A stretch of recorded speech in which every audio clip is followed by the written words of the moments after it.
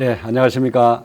돈보스코 직업전문학교에서 젊은이들과 함께하고 있는 윤석열 필립보스사입니다. 반갑습니다. 예, 우리 협력자회와 함께 이렇게 나눔하는 게 진짜 오랜만인 것 같은데, 먼저 고백을 합니다. 너무 준비가 오늘 잘 안 됐습니다. 알아서 그냥 들어주시고, 많은 것들 그냥 다 하시는 걸 테니까 그냥 흘려주시면 좋겠습니다. 좀 이런 강의 같은 게 이런 거에 어려워서 사실은 수사성소 택한 이유 중에 하나입니다. 근데 오늘 이렇게 하게 됐네요. 오늘 봄에 우리 마르코 수사님 통해서 협력자회 양성학교에서 평신도에 대해서 좀 한번 나눔을 하면 좋겠다고 해서 그냥 그러지 그랬는데 이렇게 어느덧 시간이 흘러서 이렇게 왔습니다. 예, 그리고 지난주에 우리 신부장님으로부터 교재를 봤는데 제가 이런 거 이렇게 훌륭한 교재가 있는지 몰랐었습니다. 근데 너무 잘 돼 있더라고요. 그래서 이걸 따라서 잘 공부하시면 멋진 우리 살레시오 협력자가 되실 것 같습니다. 저도 이 책 잘 좀 다시 한번 봐야 되겠습니다. 먼저 이게 14쪽에 나오는 협력자 매일 기도문이 있네요. 이 기도로 시작하겠습니다. 성부와 성자와 성령의 이름으로 아멘. 하나님 아버지, 당신께서는 누룩과도 같이 복음의 능력을 세상에 보내시고 저희가 세상을 살아가는 동안 살레시오 협력자로서 당신의 아들을 따르도록 우리를 부르셨나이다. 저희가 살레시오 정신으로 불타오르게 하시어 일상생활에서 모든 일을 통해 끊임없이 당신의 나라를 지상에 펴나가게 하소서. 우리 주 그리스도를 통하여 비나이다. 아멘. 성부와 성자와 성령의 이름으로 아멘. 예, 주제를 하느님의 백성으로 이렇게 해봤습니다. 제2차 바티칸 공의회에서 성직자, 수도자, 평신도 구분 없이 우리가 모두 교회의 한 몸으로서 하느님 백성이라는 이런 통칭을 명명해 주셨죠. 그래서 이 하느님의 백성으로 잡아봤습니다.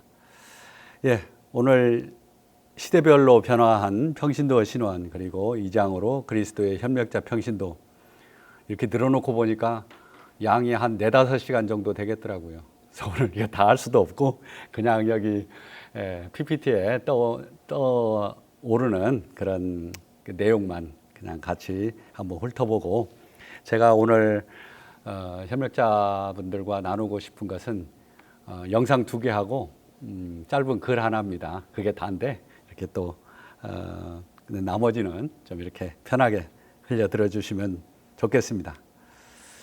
예, 평신도 레이티라는 말은 2세기경에 헬라어로 백성이라는 뜻으로 라오스라는 말에서 유래되었다고 합니다. 사전적인 정의로 교직, 성직을 가지지 아니한 일반 신자라는 말로 평신도가 쓰이고 있는데요. 이 평신도라는 말이 교회 안에서도 2000년 만에 처음으로 제2차 바티칸 공의회에 의해서 확정이 됐습니다. 거기 평신도 사도직 교령에 나오는 내용으로 한번 보겠습니다. 평신도는 그리스도인의 사제직, 예언자직, 왕직에 참여하며 그리스도의 백성으로서 사명을 완수할 책임이 있으며 평신도를 통해 교회가 세상과 빛과 소금이 될 수 있다는 사실을 강조했습니다. 이제 평신도는 더 이상 복음의 대상으로 머물러 있지 않습니다. 복음의 주체요, 수단과 방법이 되기도 하고요, 복음의 증인입니다. 예, 영상 하나를 보시겠습니다. 지난 겨울에 어떤 분으로부터 받은 영상인데 참 좋아서 오늘 또 우리 같이 이 주제로 생각해 볼 수 있을 것 같아서 한번 가지고 와 봤습니다. 먼저요, 믿음의 조상 아브라함은 사제였을까요? 신앙의 모범인 우리 성모 마리아께서는 평신도가 아니었습니까? 의로운 성 요셉은 율법학자였을까요? 아니죠. 그런가 하면 예수 그리스도는 우리 사람의 모습으로 우리 육신을 취하셔서 오신 그 예수 그리스도께서는 신분적으로 보면 평신도가 아니었을까요? 한번 생각하면서 영상 보시겠습니다.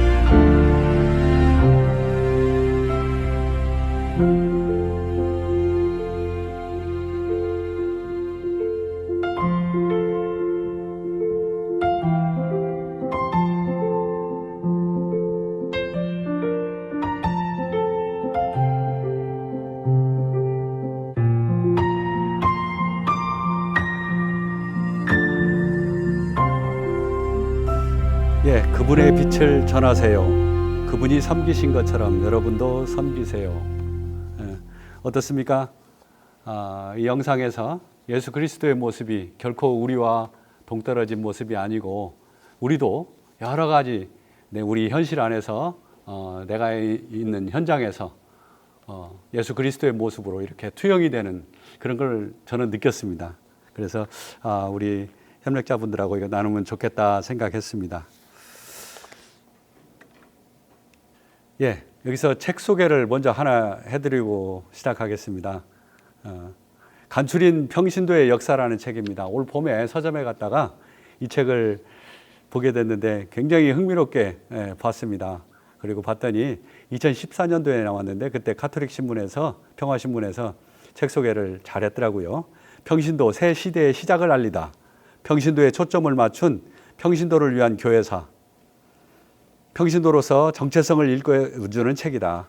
평신도 역할과 가치를 재발견하고 교회사를 통해 평신도의 재발견, 그리고 세상을 향해 나아가는 복음의 주역이다. 이런 말로 굉장히 소개를 잘 해줬는데 바로 이 책입니다. 그렇게 두껍지 않은데 굉장히 많은 양이 들어있어요. 근데 아마 읽어보시기를 강추합니다. 그래서 혹시 읽고 싶은 마음을 좀 가지시라고 목록을 한번 올려봤어요. 초기교회, 그리스도화되는 제국교회, 평신도의 예언운동, 중세사회, 종교개혁과 반종교개혁, 트렌트 공유의 교회, 탈중심화 제안, 개혁과 쇄신의 길, 평신도의 다양한 존재와 참여 방식, 평신도의 조직들, 역사 안의 평신도, 제2차 바티칸 공유의 교의에 따른 평신도. 한번 책을 꼭 한번 보시기 바랍니다. 예, 초대교회의 평신도 신원에 대해서 봅니다. 사도행전입니다. 그들은 날마다 한 마음으로 성전에 열심히 모이고 이 집 저 집에서 빵을 떼어 나누었으며 즐겁고 순박한 마음으로 음식을 함께 먹고 하느님을 찬미하며 온 백성에게서 호감을 얻었다. 사도행전 2장 46, 47절입니다. 예, 이때는요, 모든 신자가 한 형제 자매로 하느님 백성 안에서 함께 공동체 생활을 했습니다. 그야말로 초기 그리스도교의 으뜸가는 실체, 모임인 집회, 에클레시아라고 할 수 있습니다. 그러나 이게 이제 또 한 형제 자매라는 의식도 오래가지는 못했습니다. 2세기 말부터 3세기 초 로마의 박해가 아주 극심하던 때에 이제 그 이단이 좀 성행하고 그 박해로부터 전통 신앙을 수호하기 위해서 이제 교회도 경직되게 됩니다. 그래서 사회 구조의 체계를 좀 효율적으로 운영하기 위해서 받아들이게 되고 그 안에서 이제 서품을 받는 성직자가 그리고 평신도가 좀 구분이 됩니다.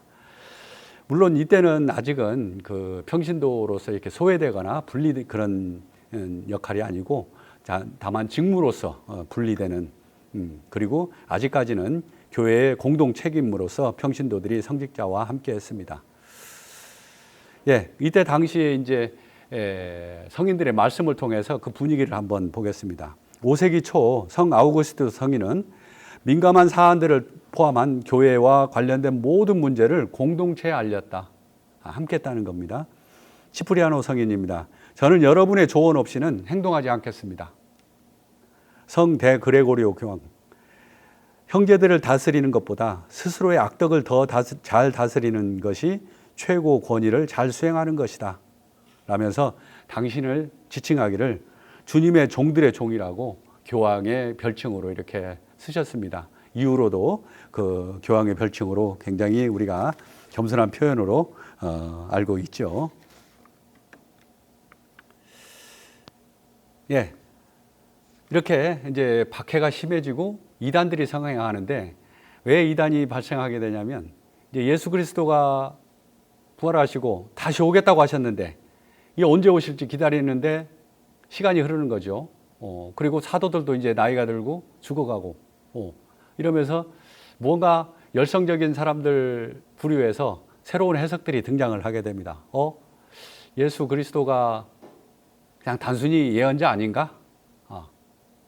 신이 아니고, 아니면 반대로 예수 그리스도는 인성은 없는 것이다 라는 이런 다양한 해석들, 이단들이 발생을 합니다. 그러면서 내가 예수다 하고 등장하기도 하고요. 이러한 이단들로부터 이 전통 그리스도교를 수호하기 위해서 어떤 판단하는 기준이 필요했던 겁니다. 그게 바로 두 가지. 사도로부터 이어져 오는 계승에 맞느냐 안 맞느냐. 그 다음에 예수 그리스도의 말씀, 성경에 근거가 있느냐 없느냐, 맞느냐 안 맞느냐죠. 이런 성경도 이제 여러 그 기록들이 있는데 그 중에 어떤 것이 정경으로 목록이 되어야 되느냐 이런 것들이 이제 확정이 됩니다. 그러면서 교회 안에 조금 더 조금씩 공동체도 경직되어 갑니다. 그리고 교회가 이제 교계 제도가 하느님의 삼위일체로부터 비롯됐다라는 주장으로 이제 순명이라는 걸 요구하게 됩니다. 그러면서 교회가 점점 더 위계화되고 직무가 사제화되어 갑니다.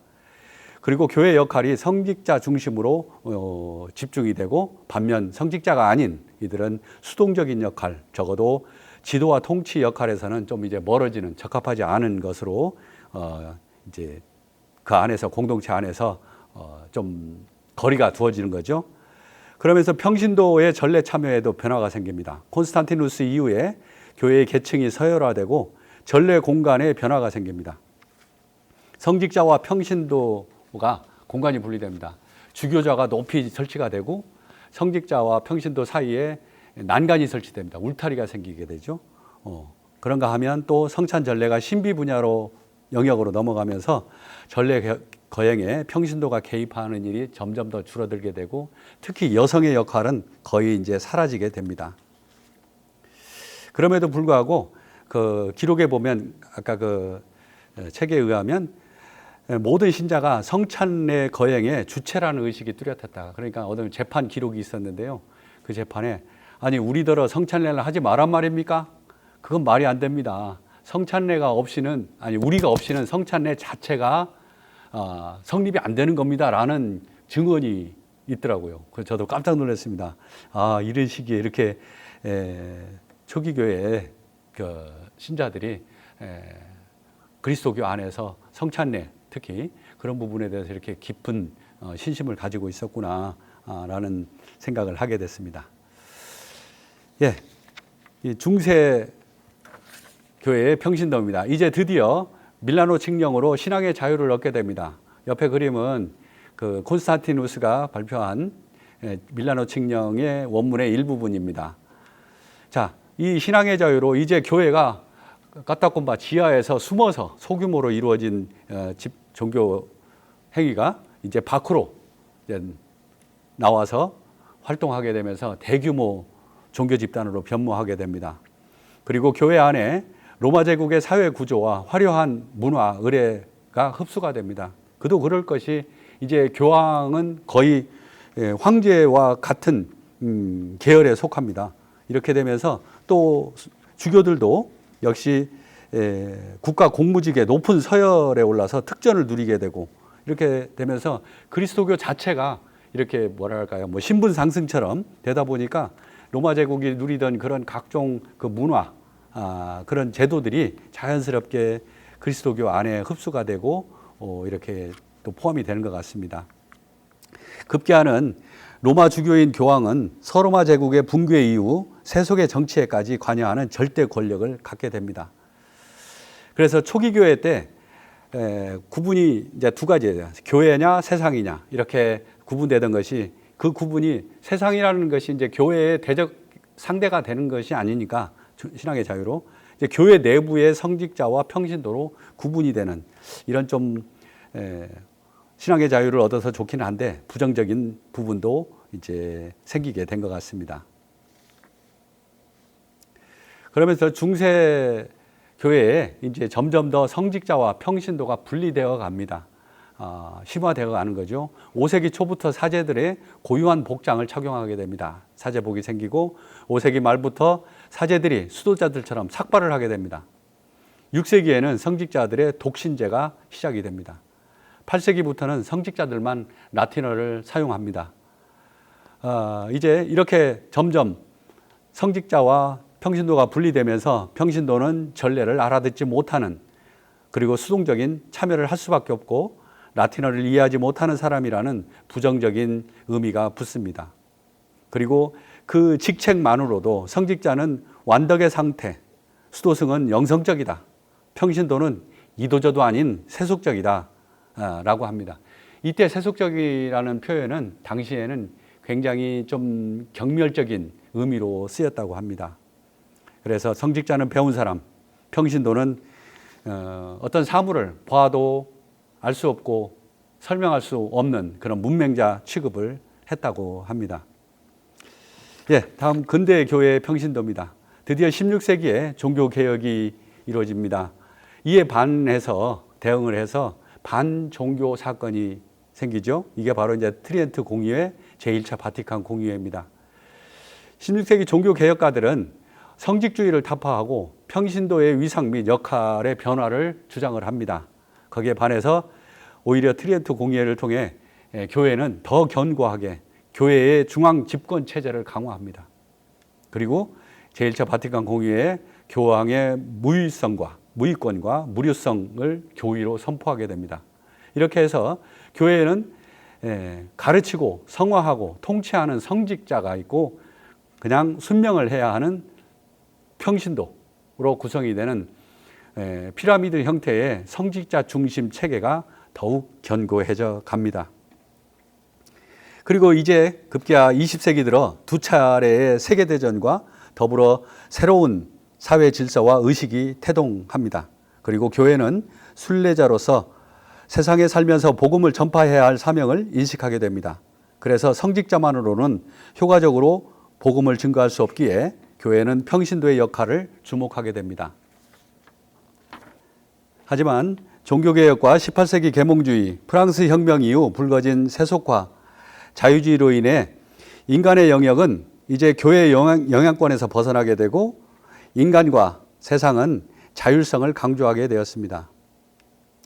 이때 교회는 이러한 혼란으로부터 안정을 되찾고자 19세기부터 교회의 원천으로 돌아가, 즉 성경과 교부로 다시 돌아가서 새롭게 교회를 바라보는 움직임이 시작됩니다. 그러므로 해서 교회는 하느님의 백성이며 그리스도의 신비체이자 친교의 공동체라는 사실을 재인식하게 됩니다. 그리고 20세기 들어 두 차례의 세계대전과 더불어 새로운 사회 질서와 의식이 태동합니다. 그리고 교회는 순례자로서 세상에 살면서 복음을 전파해야 할 사명을 인식하게 됩니다. 그래서 성직자만으로는 효과적으로 복음을 증거할 수 없기에 교회는 평신도 역할에 주목하게 됩니다. 그리고 드디어 제2차 바티칸 공의회가 열립니다. 공의회는 교회의 쇄신을 바라는 세상의 요청에 응답하고 교회의 정체성을 확립하는 동시에 세상과 대화와 협력으로 만나며 연대하려고 노력하게 됩니다. 공의회는 초대교회의 삶과 성경이라는 원천으로 복귀를 추구합니다. 그리고 공의회는 시대의 증표를 교회의 시선으로 이해하고 해석해서 교회의 사명을 새롭게 실천하려는 노력을 하게 됩니다. 그리고 교회는 하느님의 백성이라는 그리스도의 사명을 세상 밖 안에서 수행하는 그리스도인으로 명명하게 됩니다. 예, 제2차 바티칸 공의회를 성공적으로 마친 바오로 6세 교황과 그 공의회 문헌이죠. 이제 교회는 하느님의 백성이라는 새로운 교회상을 정립하게 됩니다.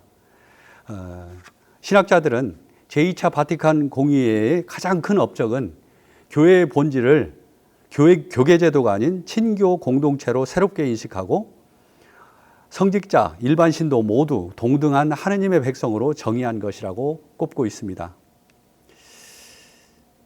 교황 바오로 6세께서 공의회가 끝나고 바티칸 광장에서 신자들과 미사를 하고 나서 한 이야기입니다. 우리는 공의회에 대해 새롭게 묵상할 것이다. 그것은 오랜 시간이 필요할 것이다. 우리가 그 가르침의 결실을 상실하지 않으려면 공의회에 대해 아는 것이 필요하다. 이 공의회를 다 우리가 이해하고 실천하는 데는 많은 시간과 노력이 필요하다는 말씀으로 보입니다. 예, 이렇게 제2차 바티칸 공의회 이후 세계 교회에 커다란 변화가 생깁니다.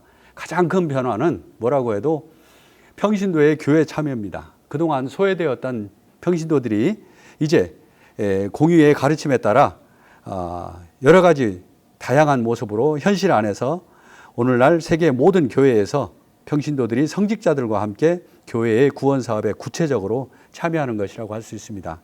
그 다음은 전례 토착화입니다. 교회 전례에 있어서도 커다란 혁신을 일으켰습니다. 미사를 비롯한 각 성사를 각 자기 나라 말로 집전할 수 있게 되었고, 성서와 교회 법전 등을 자국어로 번역하는 것을 장려했고, 이제 성당 제단 벽면에 붙어 있던 제대는 신자와 사제 사이로 옮겨지게 됐습니다.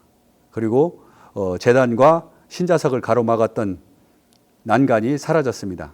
또한 난간에 꿇어서 혀로 받아 모시던 영성제 예식은 이제 서서 손바닥으로 받는 식으로 변했습니다.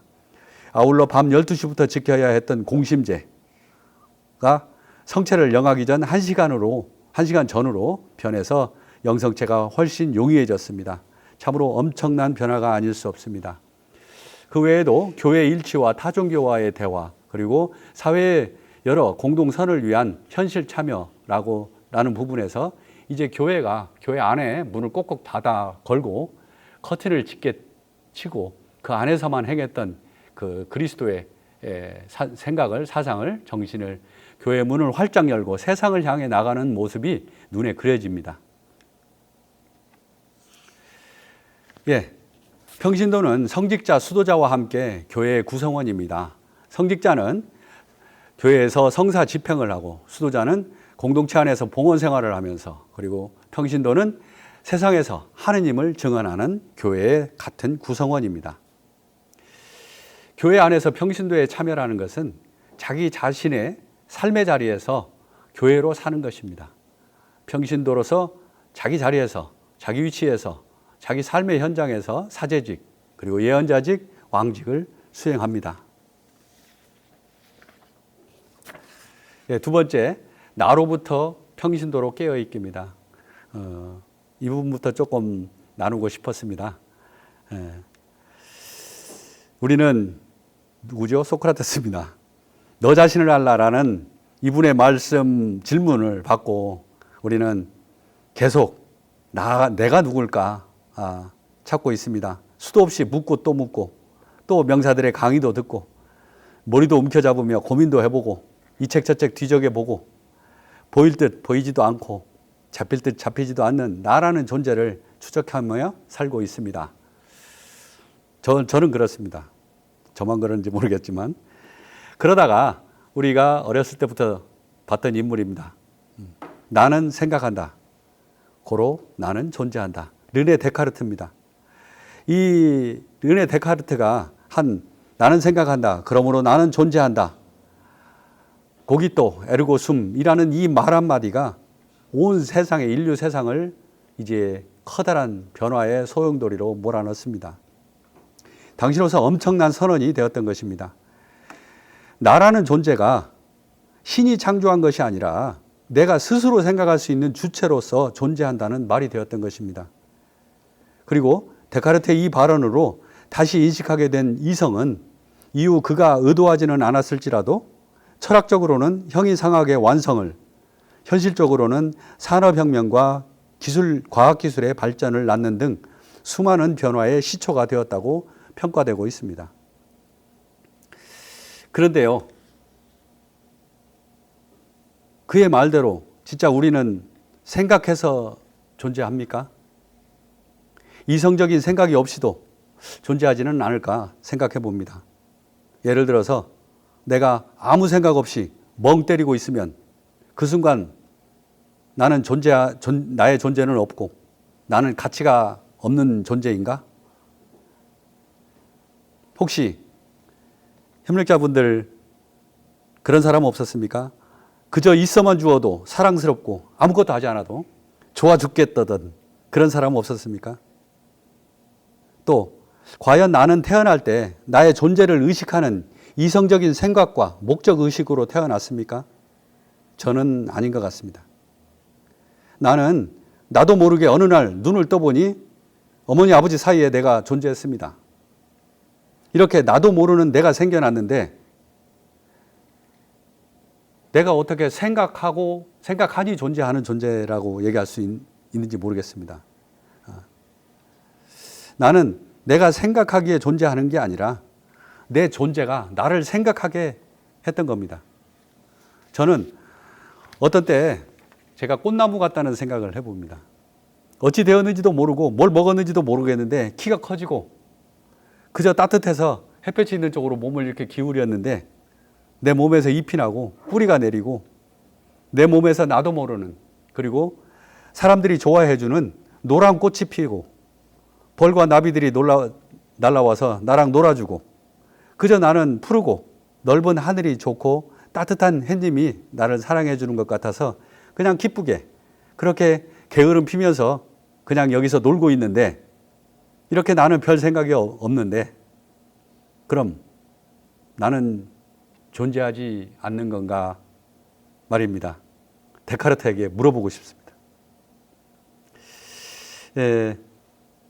제가 학교에 좀 있었기 때문에 그 이야기를 하나 해봅니다.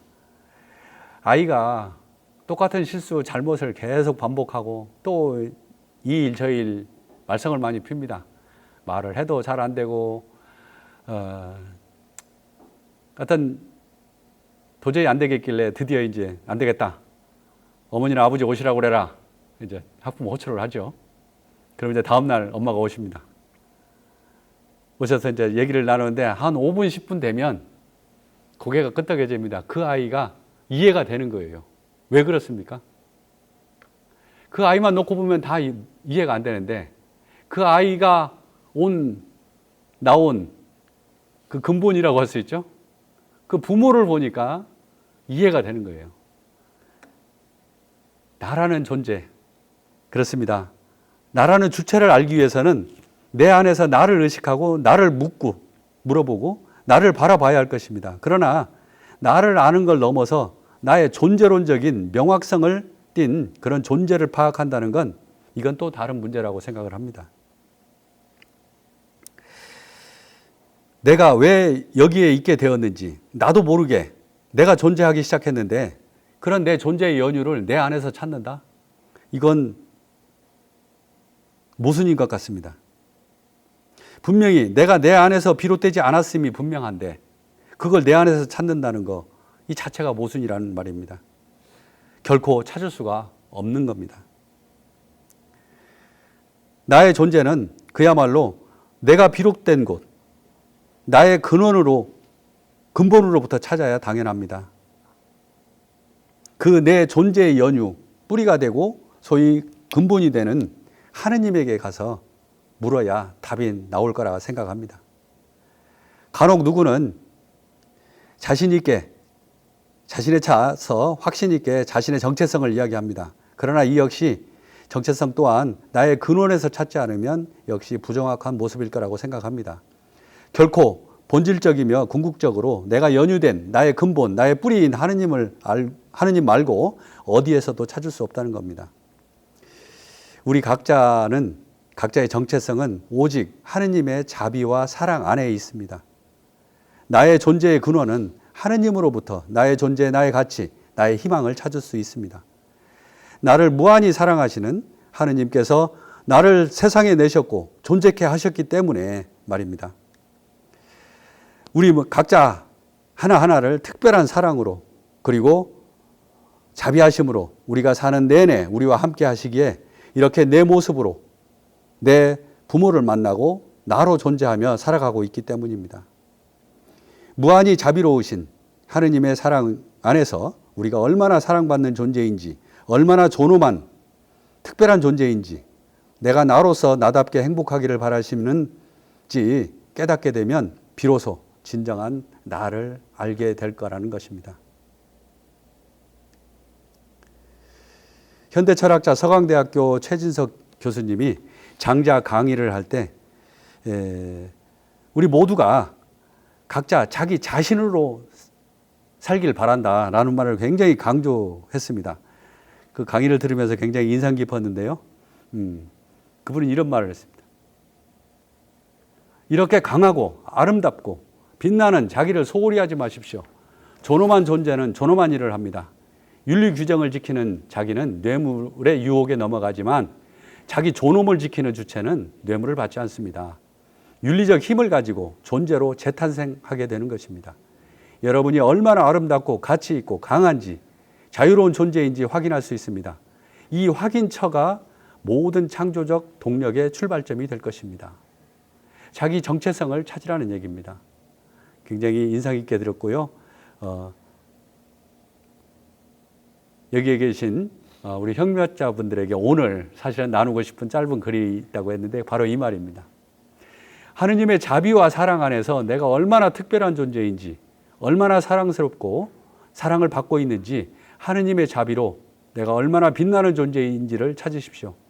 내가 나의 정체성을 찾고 확신을 갖는 만큼 나는 사랑스러운 존재, 존엄한 존재로서 기쁨에 차서 무한한 자유로움까지 기꺼이, 자유로움으로 기꺼이 생명까지도 바쳐서 하느님의 일꾼이 될 것입니다. 이게 오늘 제가 협력자분들과 나누고 싶은 마음입니다. 우리가 하느님의 자비와 사랑 안에서 내 정체성을 찾고 평신도로서 그리고 내 사명을 찾아서 그게 무한한 자유로움과 기쁨으로 하느님의 기꺼운 일꾼이 되는 것입니다. 이러한 평신도로서 협력자로서의 그 정체성과 소명을 찾기를 바라는 마음입니다. 그렇습니다. 철학자 함석헌 선생이 이런 말을 했습니다. 자기로부터 혁명을 하라.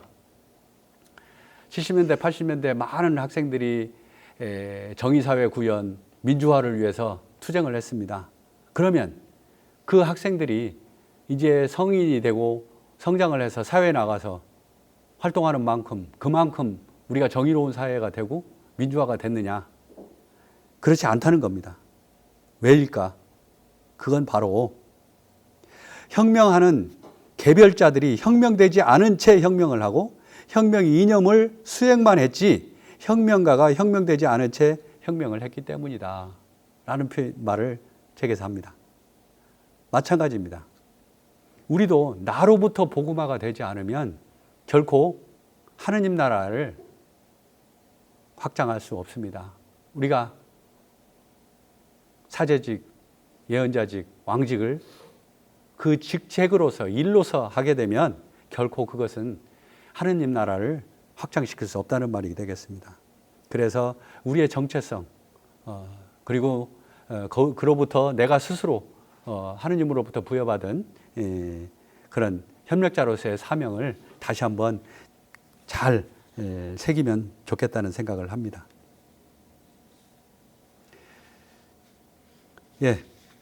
다음은 그 2014년도에 개신교, 천주교, 불교, 평신도 관점에서 본 종교와 사회 토론이 있었다네요.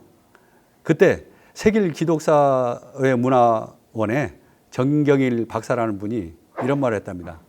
종교가 세상을 구원해야 될 판에 해야 되는데 오히려 교회가 어지러워서 여러 가지 문제가 있어서 사회가 종교를 구원해야 될 판이다 라는 말을 하면서 이 시대에 교회가 세상에서 빛과 소금의 역할을 못하고 있는 것은 사회 속에서 가장 많은 시간을 보내고 있는 우리 평신도들의 책임이 크다. 성직자들의 잘못도 있지만 깨어있지 못한 평신도들의 잘못도 있다라고 하면서 깨어있기를 주창을 했다고 합니다. 다음은 세상을 요동케 하는 그리스도인입니다. 초대교회에는 이 초대교회 그리스도인들이 세상을 변화시켰습니다. 희한하게도 그때 초대 그리스도인들은 로마 인구의 1%밖에 되지 않았다고 합니다. 그런데 이 1%의 그리스도인들이 그 막강한 로마를 변화시킵니다. 진정한 그리스도인 1%가 종교의 자유를 얻어내고 그리스도교를 국교화하는 어마어마한 변화를 이끌어내는 거죠. 그야말로 세상 변혁의 주체가 되었습니다. 그게 어떻게 가능했을까? 그 초대교회의 우리 그리스도인들은 영적인 가치를 추구했습니다. 단순히 예수를 믿으라는 1차원적인 전도나 모범적인 삶으로 신앙을 전하는 신앙이 아니었고 그들은 독특한 기독교 사고방식과 삶의 방식으로 신앙을 전했다고 합니다. 세상의 가치를 물리치고 영적인 가치에 목숨을 걸었습니다. 그들의 삶은 신앙과 하나였습니다. 삶뿐만 아니라 신앙과 학문, 신앙과 직업, 신앙과 언행 모든 것이 하나였습니다. 그야말로 신행일치. 신앙과 삶이 하나 되는 진정한 그리스도인 앞에 로마는 무릎을 꿇었던 것입니다. 이때 그리스도인은 불과 1%였습니다. 자, 그럼 지금 우리는 25%의 그리스도인을 자랑합니다. 그러나 세상이 우리 앞에 쉽게 감응하지 않고 있습니다. 거꾸로 현대 그리스도교 교회가 세상의 사고방식 앞에 아주 힘겨워하고 있습니다. 기독교의 논리, 기독교의 시각, 기독교의 가치를 따라 목숨을 걸고 살아가는 사람이 드물기 때문입니다.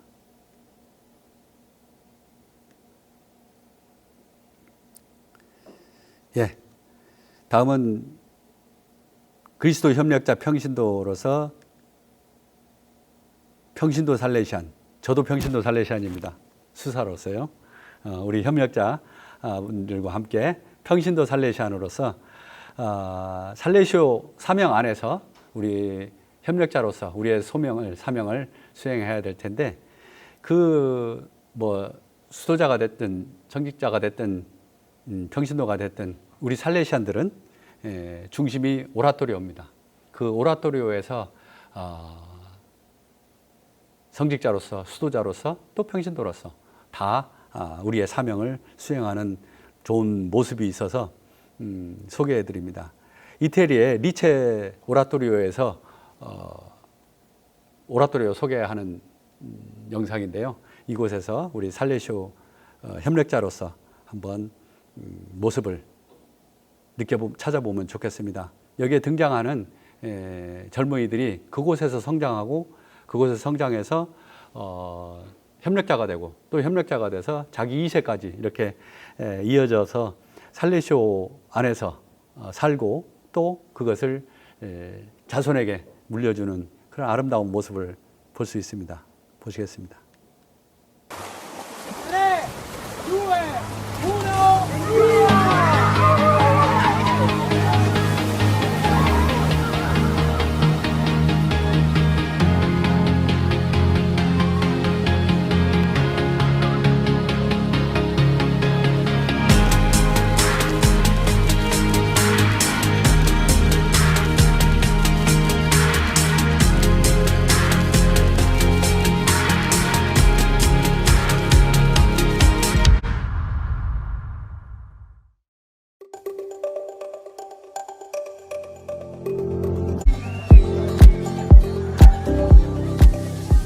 Sono Don Francesco, sono stato chiamato ad essere animatore di questa bella comunità di Lecce. I due polmoni di questa opera salesiana sono la Basilica, che è un po' al centro della nostra azione pastorale, e il centro giovanile oratoriano. Questo oratorio permette a tanti giovani, a tanti ragazzi del quartiere di svolgere delle attività sia ludiche attraverso il gioco, così come nella bella tradizione salesiana un gioco libero che si svolge in cortile con alcuni animatori universitari, e offre anche delle possibilità formative e anche sportive. Sono Davide Piobuttazzo e sono un animatore dell'oratorio di Lecce. Sono qui da quando faccio la prima elementare. E che dire, l'oratorio per me è come se fosse una seconda casa. L'oratorio mi dà tanto, mi porta emozioni, mi porta un sacco di cose belle che porto ogni giorno nel cuore. Guardare i sorrisi dei ragazzi è come guardare lo sguardo di Dio che cerca di parlarmi. Ho 17 anni, frequento l'oratorio di Lecce ormai da 12-13 anni. Per me l'oratorio sicuramente è una seconda casa, perché penso che in certi periodi dell'anno ci passo più tempo che il tempo che spendo invece a casa. Ciao, sono Fabiana, un'animatrice dell'oratorio di Lecce e da quest'anno anche salesiana cooperatrice, e sono sposata con Alberto, anche lui animatore e salesiano cooperatore, e aspettiamo una bambina. Nella vita faccio ricerca, lavoro all'Università del Salento nell'ambito di ingegneria. Anche la mia formazione salesiana ha contribuito tanto a questa scelta. La prima volta che sono entrata in oratorio è stato a 6 anni per fare sport. Quello che avevo già capito era che non mi trovavo soltanto in un posto dove potevo divertirmi, ma anche in un posto che già da piccola ho imparato a considerare casa, dove poter crescere, dove mi sentivo accolta. Ricordo benissimo per esempio la presenza costante dei 2 salesiani coadiutori che erano in cortile. Piano piano ho sentito crescere in me anche una passione per quello che mi sono ritrovata a fare quasi per caso. Assieme alla passione educativa, pian piano cresceva anche la dimensione della fede, che cominciavo a vivere con più consapevolezza. Intanto da allora non sono più uscita dall'oratorio e questa per me è una cosa bella. E cosa dire dell'oratorio? Io qui ho trovato un posto dove mi sono sempre sentita accolta, ho trovato un posto che mi ha regalato amici, mi ha regalato l'amore e la famiglia. Tutta l'attività formativa che offriamo ai ragazzi e ai giovani che frequentano questo ambiente riguarda un po' la crescita sia dal punto di vista umano che anche e soprattutto dal punto di vista cristiano. L'oratorio quindi mi ha aiutato molto perché io il mio talento, la mia passione per il teatro l'ho scoperta proprio qui. Prima ero molto timido, adesso invece sono comunque più spontaneo. Per esempio salendo sul palco anche all'estate ragazzi o con laboratorio di musical e quindi ad essere semplicemente me stesso senza vergogna. Sono Cristiana Calogiuri, da tanti anni animatrice dell'oratorio dei Salesiani di Lecce e nasce con 2 obiettivi. Da una parte è provare a dare delle prospettive di vita e di lavoro ai giovani e dall'altra parte dare vita, animare anche questo spazio culturale e come sala siamo una sala d'autore cercando di ritagliarci il più possibile degli spazi per l'animazione dei giovani anche. Cerchiamo di lavorare con loro e di dare anche a loro delle prospettive perché molti di questi ragazzi tra l'altro hanno anche scelto poi per i loro studi universitari di incanalarsi insomma in questo, nel mondo dello spettacolo, del cinema o del teatro.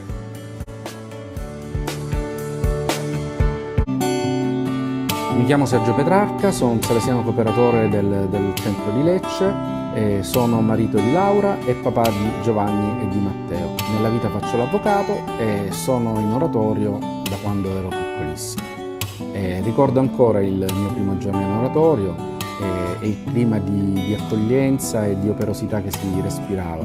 Ricordo anche che il salesiano, quando venni in quinta elementare ad iscrivermi, disse: ma non è che sei venuto a cercare la ragazza? Io rimasi un attimo sorpreso perché in quel momento, in quell'epoca, pensavo a tutt'altro, insomma, no?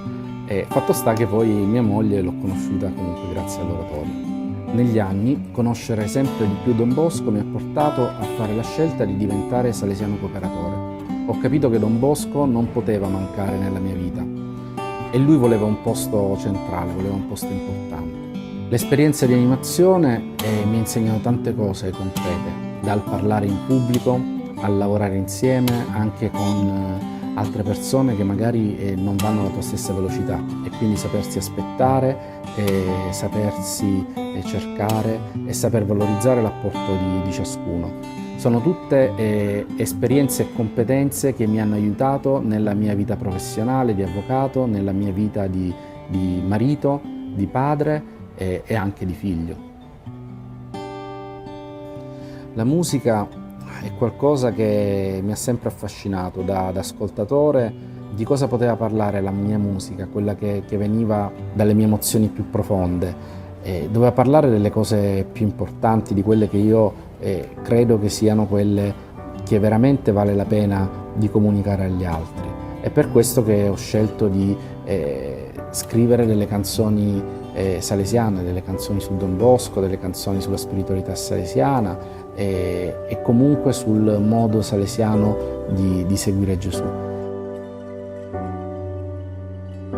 Tu sei l'aria che respiro adesso, tu sei luce ai passi miei.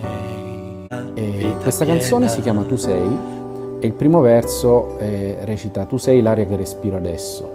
La sensazione di avere necessità della presenza di Dio per vivere. e questa è una delle eredità che sicuramente ho ricevuto dalla mia vita salesiana, dalla mia vita oratoriana. Salve, sono Elena, animatrice e cooperatrice salesiana. Da qualche anno a questa parte mi sono imbattuta in una nuova esperienza. Nel 2010 mi è stata assegnata, ancora docente precaria, una cattedra presso una scuola che si occupava di formazione per adulti e si occupa di formazione per adulti. Ed è stato lì che ho incontrato i ragazzi stranieri che in quegli anni arrivavano attraverso gli sbarchi sulle coste salentine. È stata un'esperienza molto forte, prima vissuta in seconda linea, diciamo, affiancata da colleghi splendidi che mi hanno aiutato in qualche modo ad interagire con questi ragazzi. E facevamo loro delle piccole, brevi interviste per comprendere un po' non tanto i loro dati personali, la loro vita personale, quanto magari la conoscenza della lingua o se avessero mai studiato o avuto contatti con scuole o insegnanti. Ovviamente ognuno di essi aveva una storia diversa da raccontare. E, nel momento in cui sono diventata insegnante di ruolo ho scelto questa scuola.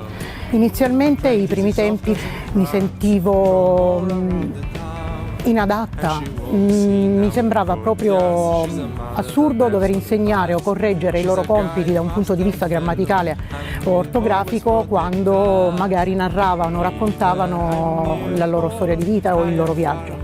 Ciò che li aveva portati qui in Italia a scegliere di cambiare vita in un modo tra l'altro così tragico, doloroso e disperato.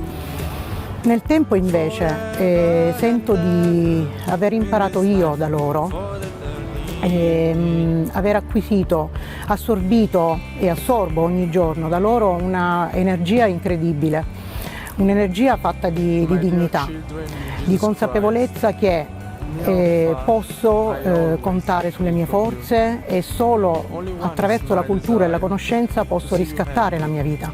Questi ragazzi hanno tanto desiderio, hanno tanta voglia di imparare e in questo modo pensano appunto e sperano di ricostruirsi, di dare una forma ai loro sogni, ai loro progetti attraverso lo studio e la cultura ed è questo quello che io faccio.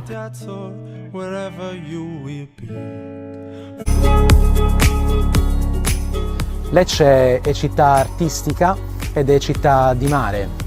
Lecce viene conosciuta sicuramente in tutta Italia e oltre per il suo bellissimo barocco. E un po' rispecchia la caratteristica dei leccesi. I leccesi sono davvero molto articolati, ma nel senso positivo del termine. Sono entusiasti, propongono idee e questo si ripercuote anche in oratorio con i giovani. È una città di mare, è affacciata sul Mediterraneo e quindi questo ha dato e dà anche la possibilità di essere ospitali. In passato ha accolto tutto ciò che era in riferimento alle migrazioni per quanto riguarda un po' l'arrivo di coloro che chiedevano ospitalità in questa terra ed è stata molto accogliente. E questa caratteristica, proprio perché è città di mare e sul mare, rimane nei leccesi, perché davvero hanno questa bella disponibilità davvero ad essere accoglienti, disponibilità all'ascolto. Questo aiuta molto ed è una bella sfida anche sollecitare da questo punto di vista per poter far crescere in loro questi elementi positivi. Concludiamo questa giornata ricordandoci di uno dei desideri più grandi di Don Bosco, l'essere buoni cristiani e onesti cittadini. L'uno, il primo atteggiamento, non può fare a meno dell'altro e viceversa. Si è onesti cittadini se riusciamo ad essere buoni cristiani e nello stesso tempo riusciremo ad essere buoni cristiani se saremo capaci di essere dei cittadini onesti. Ed è quello che ci comunica il Vangelo. Il Vangelo ci dice che essere cristiani è una cosa bella, cioè seguire una persona che si chiama Gesù è ancora oggi una cosa bella.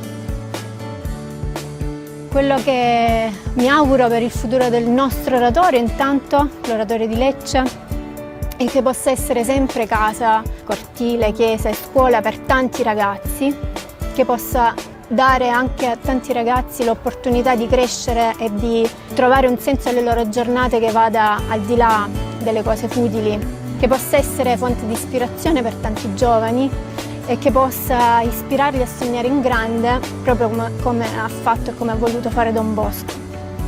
E l'augurio che faccio invece per la mia famiglia è che un giorno anche lei possa vivere l'oratorio così come l'abbiamo vissuto io e suo papà. E quindi il sogno che aveva Don Bosco si realizzerà ancora oggi. Anche noi saremo dei buoni cristiani e degli onesti cittadini.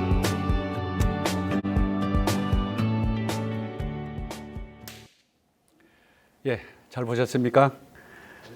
오라토리오를 중심으로 우리 살레시안들은 청소년들과 함께 우리의 사명을 실천합니다.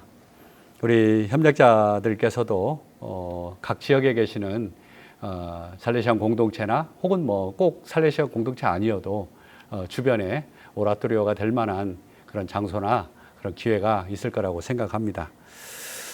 예, 이상으로 오늘 함께 살펴본 하느님의 백성 평신도로서 좀 같이 나눠봤는데요. 그냥 아까 말씀드린 대로 우리의 정체성, 하느님의 자비와 사랑 안에서 얼마나 우리가 사랑받고 또 우리가 하느님으로부터 특별한 존재인지 우리가 그 안에서 우리의 정체성을 찾고 우리의 소명을 깨닫게 되기를 바랍니다. 예, 우리는 지금 포스트 코로나 시대를 맞이해서 큰 어려움을 겪고 있습니다. 수많은 청년들이 직장을 구하지 못하고 실의에 빠져 있습니다. 기업이 어렵고 자영업들이 폐업을 하고 있고요. 그리고 주위에 가난한 이웃들이 점점 자리가 더 좁아지고 있습니다. 비대면과 마스크, 거리두기가 일상이 되면서 우리의 기존 방식의 친교와 소통이 어려워졌습니다. 성사 생활과 본당 활동, 단체 활동도 커다란 제약을 받고 있습니다. 반면 이러한 위기 상황이 우리가 살아온 삶과 길에 대한 진지한 성찰을 가져왔다고 생각합니다. 그리고 우리는 앞으로 어떻게 살아야 할 것인지 올바른 선택과 행동을 요구하고 있습니다. 우리 각자는 하느님의 자비와 사랑 안에서 나의 정체성을 분명하게 확인하고 세상 안에서 복음의 증인으로 불림을 받은 평신도의 사명을 살아야 하겠습니다. 하느님께서 우리의 부족함을 잘 아십니다. 그래서 당신 자녀로 삼으시고 성령을 통하여 힘과 용기를 주십니다. 이제 우리는 예수님의 빛을 따라서 각자의 삶의 자리에서 우리의 소명을 되새기며 슬기로운 처녀들처럼 깨어 있어야 하겠습니다. 함께해 주셔서 감사합니다. 이상 마치겠습니다. 고맙습니다.